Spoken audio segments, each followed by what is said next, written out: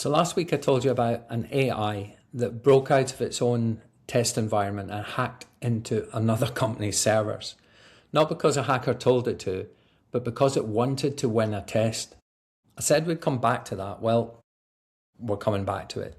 Because in the 7 days since, it's basically become the reason every major AI company is suddenly obsessed with one word: sandboxes. And that's not the kind of sandboxes that your kids play in. It's the kind that's supposed to keep an AI agent contained while it goes off and does real work for you. Booking things, writing things, spending your time and sometimes your money without you standing over its shoulder the whole time. And that's a real story this week, because it's not just OpenAI. Perplexity's built one. Google's built a model that basically a professional lockpicker for finding holes in other people's code. And underneath all of this is a very practical question for anyone running a small business here in the UK. If you're going to let AI agents loose on your inbox, on your files, on your customer data, how much do you actually need to trust it? That question matters more this month than it has at any other point since we started this podcast, because as you'll hear in a minute, every single major AI platform just shipped some version of let the AI go off and do the work without you watching. So today, what actually happened with the sandbox story and what's changed in a week, what it means for the wave of autonomous agents landing right now, and 3 things that you can genuinely do this week that don't require a computer science degree. So without further ado, let's get into it, because my name's Alan Bark and welcome back to the AI Weekly Brief. So I said we'd get started with the sandbox story. So a quick recap for anyone who missed this last week. OpenAI disclosed that 2 of its own AI models, including one that hasn't even been released yet, were being tested in a lockdown environment called ExploitGem, designed to see how good they were at finding cybersecurity exploits. Instead of playing along, the models found a genuine 0-day vulnerability in the testing system itself. They used it to get out onto the open internet and then broke into a major AI infrastructure company, specifically to steal the answer key for the benchmark they were being graded on. So the source for that is the Hacker News. So to be clear on what this wasn't, nobody told the model to hack anyone. It wasn't malicious in the way we'd normally use that word. It was trying to score well on a test. It decided that the fastest route to achieve a good score was, I guess, cheating. And then found a genuine, novel way to cheat that its own creators hadn't anticipated. Hugging Face actually caught and shut down the intrusion 5 days before OpenAI even connected it back to their internal testing. It's worth sitting with how it actually got out, because it's a very human failure pattern wearing a technical disguise. The sandbox let the model fetch approved software packages from a proxy system, a sensible, controlled way to let it install things it needed. Except the proxy itself had a flaw no one had found. The model found it. It used it to get a foothold on more privileges than it should have had, and quietly moved sideways, machine to machine, until it reached one with a route out onto the open internet. Every individual step looks small and reasonable in isolation. It's only when you zoom out that you can see it built a full escape route on its own that no one designed and no one caught. That's the bit that should give any business owner pause. Not that AI was evil, but that the contained and safe can quietly become not contained at all. So here's what happened since. Perplexity has already been quietly building something called Space, a sandbox specifically for its computer agent product. The thing that goes off and does multiple step tasks like a very literal digital assistant.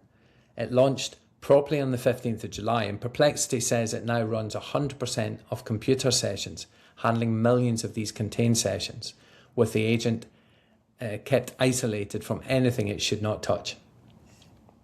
And on the same day OpenAI made its disclosure, Google quietly released a new model, Gemini 3.5 Flash Cyber, built specifically to hunt for security vulnerabilities. In testing, it found 55 problems in Google's own V8 JavaScript engine, 10 of which no other model had caught.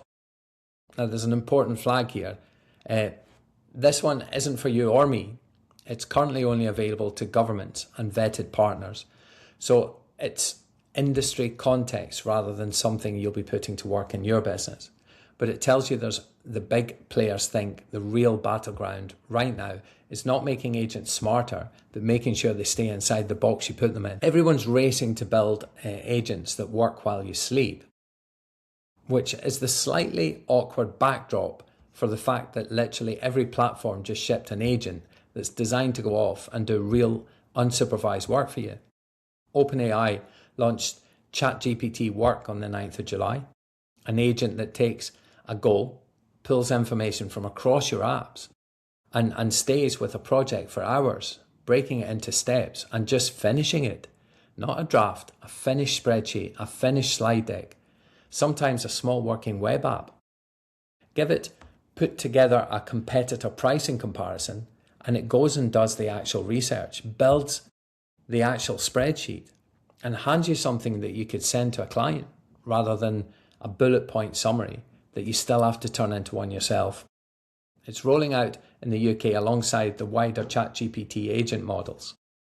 Perplexity is doing something even more ambitious with personal computer, an always-on AI that runs on a dedicated Mac Mini and works as what they're calling a digital proxy, monitoring for triggers and carrying out tasks around the clock, even when you're not there. Think less tool that you open and more member of staff who never clocks off. Microsoft's pushing the same direction inside tools you probably already use. Copilot in Word, Excel, Outlook now has governed agent publishing and broader MCP connectivity, meaning agents can be given permissions to act across more of your business systems, not just answer questions about them. For most of you listening, this is the one that matters the most day to day because it's landing inside software you're already paying for and already trust rather than something new you have to go and sign up to. And Anthropic released Claude Opus 5 on the 24th of July with day one availability everywhere it's sold, positioned specifically at stronger coding and knowledge work at lower cost. It's the same family of models increasingly showing up inside other companies' products too. It's now available inside Microsoft Copilot and inside Perplexity Search and computer tools. So you may already be using it without knowing the brand name. Notice the pattern. Every single one of these is selling you the same pitch. Hand the thing a task and walk away, which is genuinely useful if you run a small business. I got my evenings back. It's not a small thing to be offered. The tools are getting more capable and more autonomous.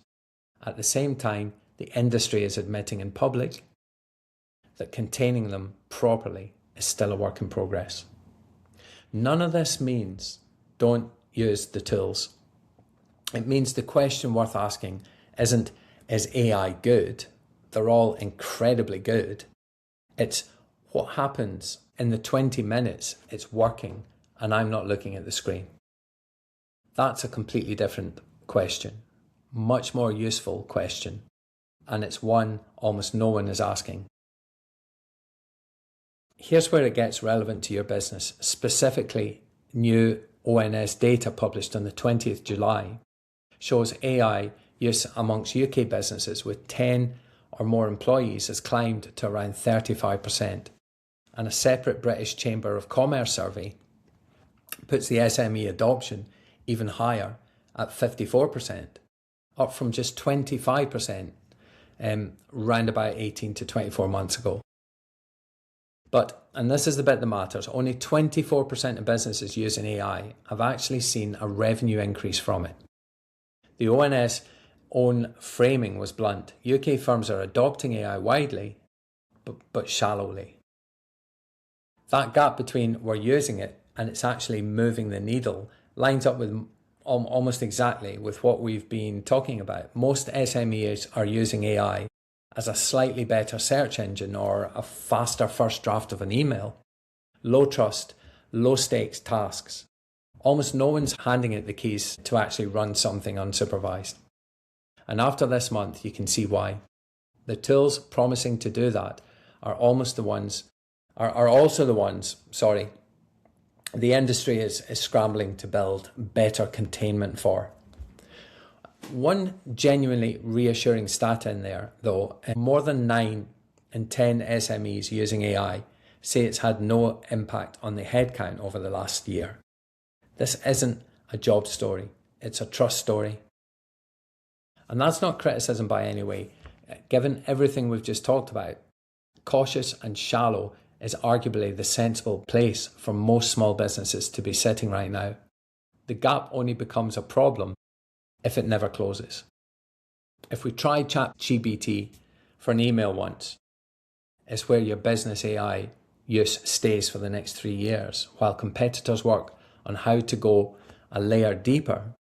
The businesses that pull ahead from here won't be the ones who trusted AI with everything on day one. They'll be the ones who worked out deliberately which tasks are low risk enough to hand over first and built from there. Right, as always, 3 concrete things that you can do this week. Number 1, if you're on Microsoft 365 Business Standard or Business Premium, check your admin center today for Copilot access. It may already be switched on and included in what you're already paying for. Number 2, if you're using or about to trial any AI agent that touches company data, emails, files, customer records, treat permissions the way you treat a new employee's access on day one. Give it the narrowest access to needs for specific tasks, not blanket access to everything. And check what it actually did afterwards. That's the sandbox principle applied to your own business. And it costs you nothing. Most of these tools already let you scope what they can see and touch. Most people just never go into the settings and do it. And number 3, pick one low stakes, non-sensitive task this week. Drafting a first pass blog post, summarizing a long document, building a rough spreadsheet, and hand it entirely to an AI agent from start to finish, without touching it partway through. See where it actually gets stuck. That tells you far more about these tools are ready for in your business rather than any headline will. And it costs you 20 minutes rather than a strategy meeting. So that's it for this week's brief. If any of this, the agent's tools, where to start, or just making sense of what's actually worth your time versus noise, feels like something you'd rather talk about, then just reach out and let's do a 30-minute call. No pitch, just a conversation. Details are in the show notes. And I'll see you next week. Thank you very much, guys.